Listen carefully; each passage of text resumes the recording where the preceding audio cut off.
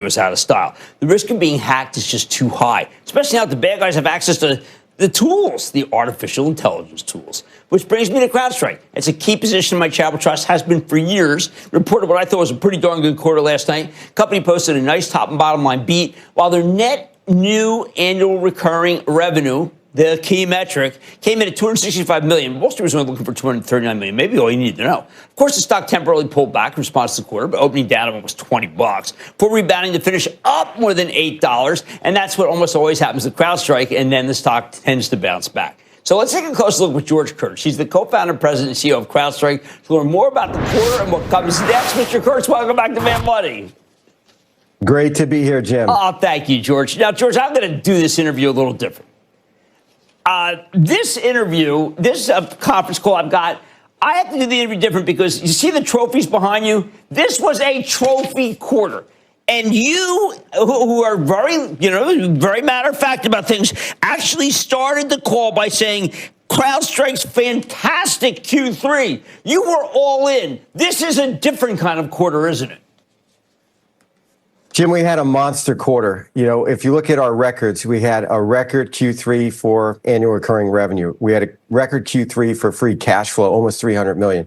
We had a record operating income. So when you look across the board, it was a monster quarter. We delivered broad-based success across all geographies, all platform modules. And I think it shows that CrowdStrike is the platform of choice in cybersecurity. Now, you did something in the narrative that I thought was also very interesting. It was like you left crumbs. It was like Hansel and Gretel. Accenture, okay, F5, EY. These are all the appliance company F5, but these are all thought leaders, as if we were in medicine. And you want these thought leaders because they are not one and done. They are companies that delve out contracts in your behalf. Is that what happened? Do you have Accenture and EY just literally saying, listen, you got to go to CrowdStrike?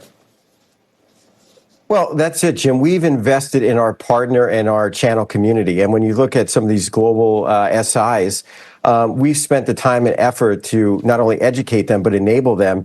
They've got the relationships at the highest level in these enterprises. They're helping to make decisions and drive buying purchases for these large companies. So we're providing fantastic technology. They're able to wrap a lot of services around our technology. And really between us and our GSI partners and other partners, we're focused on giving customers outcomes, not just technology, but outcomes of stopping the breaches, saving money, saving time, reducing cost and complexity. And that's why all of these big partners are embracing CrowdStrike. Is that also why Jensen Huang endorsed you as being the best? Well, look, we've got a fantastic relationship, and you can't say AI without Jensen Huang and NVIDIA. And to be featured at his conference in Washington, D.C., I was there. We're the only security company that had its own slide and was called out by Jensen. Again, we've got the right technology. Not only that, we've got the right people behind it, and we have like minds. We're focused on solving customer problems and using AI in ways that haven't been contemplated before. And is that why AWS said you're the best? Well, AWS, longtime partner. We've talked about AWS for many, many years. I saw you had Matt Garman on last night. We're part of reInvent. And what did we do there? This is actually, I think, a game changer. We are now integrated within AWS natively, where customers of AWS can use next-gen SIM. They can pull it up in their console. The billing will happen automatically through AWS. And really, we're going to drive a lot of momentum and new customer adoption because we're now part of the ecosystem there. And I think we give them a great competitive technology against some of the other hyperscalers that are out there. And look, they have their choice to pick whatever technology they want. They picked CrowdStrike. Are these Kurtz to Matt, or is it Kurtz to Julie? I mean, in other words, are you sitting down with the tops of these companies and saying, listen, we have what you want? Because I know you as a guy who says, I'm going to make this contact. I'm going to get this done. Well, it's absolutely true. I had dinner with Matt a few months ago. We talked about this. We talked about a lot of other things, our partnerships, how we can do more together, what's happening in the industry. When you see all the changes, you see how fast things are moving. And, it starts at the top, but it's all about people and relationships and doing what you say you're going to do and delivering the best value for customers. That's what Amazon and AWS is all about, and so that's what CrowdStrike is about as well. You left another clue. You talked about a Fortune 500 consumer packaged goods company that happens to be involved with the displacement.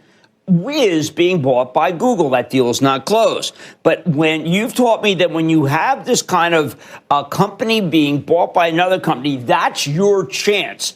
Almost every consumer packaged goods company that I looked into during the Clorox terrible hack didn't seem to know what to do until you called them, even though they weren't your client. Is it this kind of thing where now Wiz is a place to be able to, and it could be even an annuity stream for you?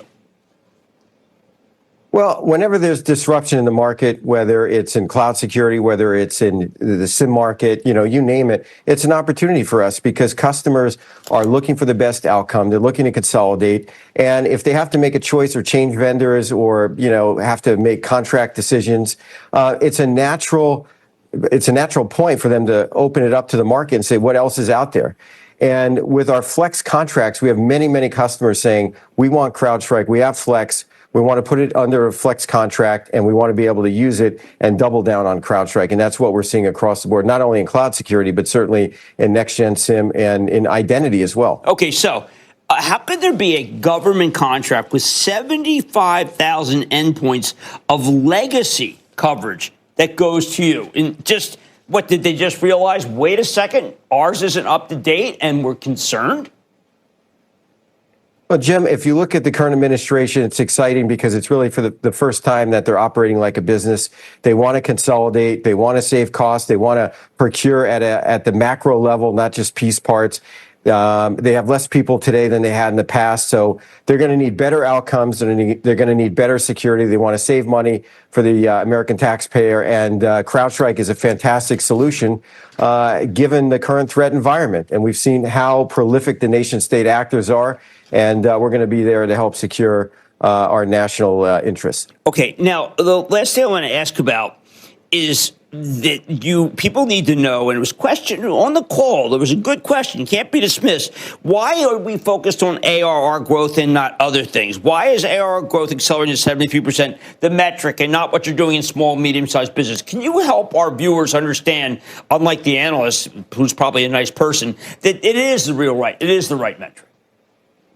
Well, it is the right metric, Jim. And, when we became public in 2019, we were literally one of the first companies to really disclose ARR. And we didn't focus on billings, which is kind of a noisy metric. Mm-hmm. And you see others trying to follow suit in annual recurring revenue. But basically, that is the health of the business. What is your annual recurring revenue, right? And the beauty of our model and the SaaS model is you keep layering new revenue on top of new revenue until you get to near 5 billion annual recurring revenue. So in the quarter, what we called out was 265 million of net new ARR. And that just keeps adding to our total. And again, the more you grow it, the bigger it gets, the stickier it gets, and you see the success in the numbers that we put up. Well, this was the culmination of a lot. We didn't have to talk about any sort of thing that happened. I know something happened a year ago. I don't remember. It was like a shutdown of some things, and you were involved. That's how I feel about what's happened here. That was past. Not even worth talking about.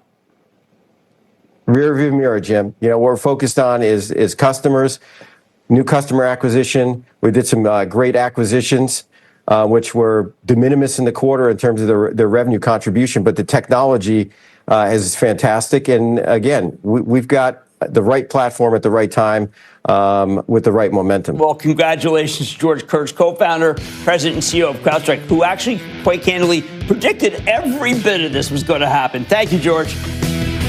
Thank you, Jim. Everybody's back after everybody. Coming up, a sleeper stock is waking up. With Lowe's Corporation rallying, Cramer's explaining what's behind the run and whether the move can continue. Next.